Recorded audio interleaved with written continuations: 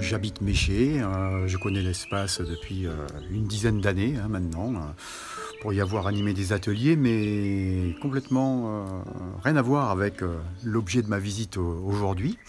En fait, je suis président d'une association qui s'appelle Jungle Green. On défend 3 dossiers. Un dossier au Népal sur lequel on est depuis maintenant présent depuis 7 ans, où on protège l'habitat, on participe à la protection de l'habitat de la grande faune sauvage, des éléphants, des tigres.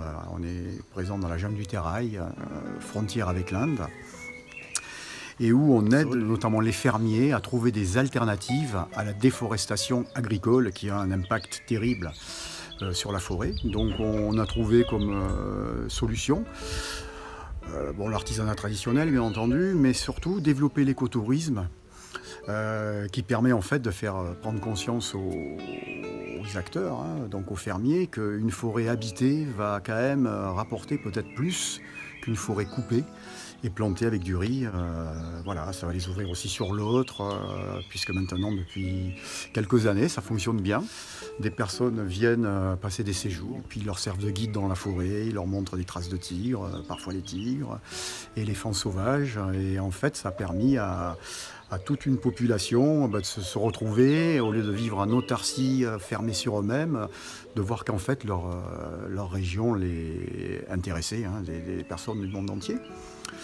Et puis l'autre projet que l'on défend, c'est que l'on met en place à partir du mois d'octobre, c'est en Guyane, c'est créer donc un refuge pour animaux orphelins de chasse sur le Haut-Maroni, donc sur une zone où vivent les Amérindiens Wayana, avec qui j'ai vécu plus de 10 ans, il y a maintenant plus de 25 ans.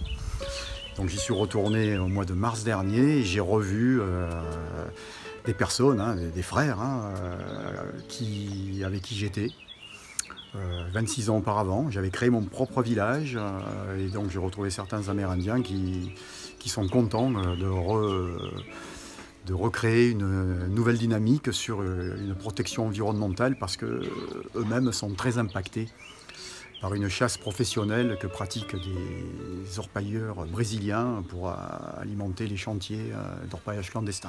Sur le Népal, on est soutenu par la fondation du prince Albert II de Monaco. Et puis le troisième projet et dossier, c'est à travers une navigation solidaire que l'on effectue au départ de Marennes, à bord d'un trimaran, donc que l'on a, un petit trimaran de 7 mètres, qui s'appelle Kanawa. Kanawa voulant dire pirogue de voyage en amérindien caraïbe. Ce trimaran est un outil de communication sur nos actions environnementales.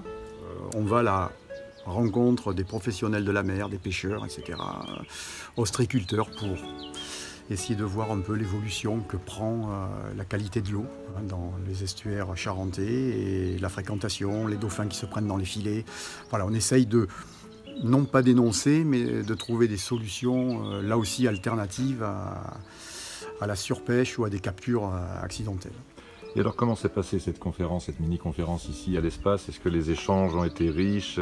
Qu'en ressors-tu? Il y a eu un bon accueil et on sent que à l'Espace, il y a aussi une sensibilité, pas seulement sur le développement personnel ou l'épanouissement de soi, mais qui a également un intérêt sur, on va dire, l'information mondiale, sur les problèmes d'écologie, sur la déforestation qui est quand même assez catastrophique. Donc non, il y a eu une véritable écoute avec des questions à l'issue de la conférence.